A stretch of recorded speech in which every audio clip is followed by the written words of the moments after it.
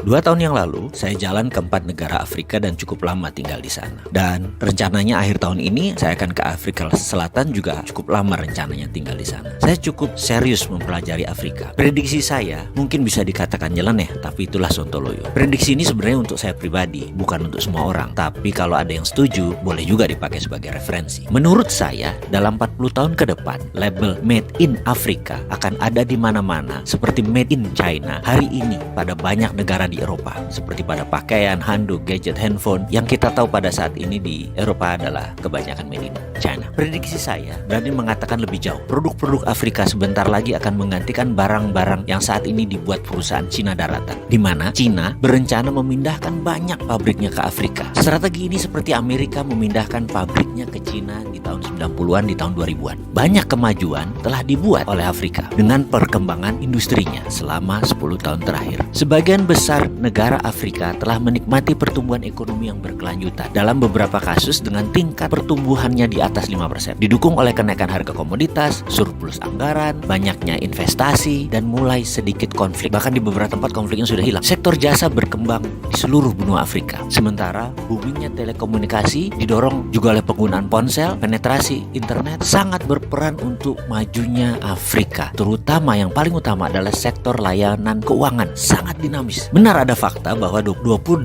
negara termiskin di dunia berada di Afrika. Setengah dari penduduknya hidup dalam kemiskinan tanpa akses hak asasi manusia dasar seperti makanan, air bersih, dan perumahan. Sementara 2 dari 5 orang di Afrika masih buta huruf. Pertumbuhan ekonomi produk domestik bruto per kapitanya hanya 1.770, sekitar seperempat dari negara Asia. Transformasi berkelanjutan membutuhkan pendekatan baru yang radikal. Itulah idenya Cina membangun Afrika. Tentunya untuk kepentingan Cina. Sudah ada 23 negara yang diikat dengan One Belt One Road-nya China. Mengapa Cina membangun Afrika? Cina meniru persis apa cara Amerika menyedot aset nasional Cina, yaitu tenaga kerja terampil di tahun 90-an. Namun strategi Cina di Afrika lebih sakti lagi, karena strategi pendanaan obornya bisa mengikat sebuah negara dalam jangka panjang. Amerika kala itu lupa mengikat, jadi lepaslah Cina. Dan Cina tidak akan lakukan itu di Afrika. Cina akan lebih dalam memegang Afrika. Bagaimana cara Cina membangun Afrika? Manufaktur Afrika akan menjadi kunci keberhasilan Afrika. Bahan setengah jadi dikirim dari China, lalu dibuat bahan jadi oleh Afrika dan dikirim ke pasar Eropa. Dalam 5 tahun ini, strategi Cina di Afrika mulai menunjukkan hasilnya. Sektor manufaktur mulai tumbuh 9%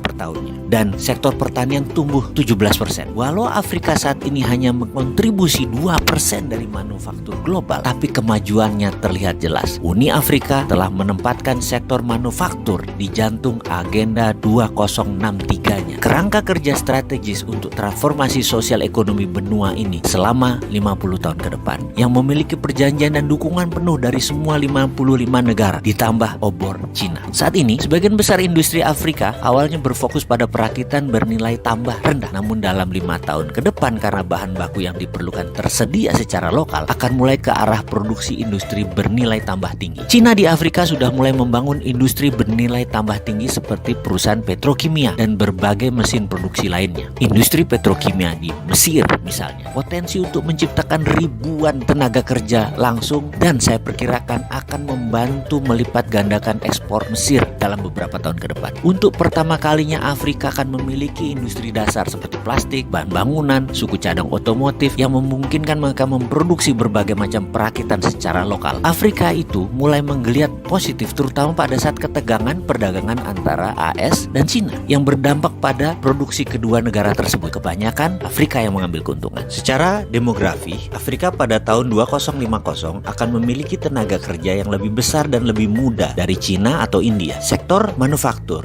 dikembangkan Made in Afrika akan mencapai Eropa lebih cepat karena terjauh jaraknya hanya 10 hari dari Eropa melalui laut. Jika diproduksi di Cina, akan memakan waktu perjalanan lebih dari 40 hari untuk barang tiba. Cina dirugikan sejak awal karena jarak. Karena itu Cina serius membangun Afrika untuk berdagang. Kalau Indonesia, kemana grand plan-nya? Maaf nih ya, menanya.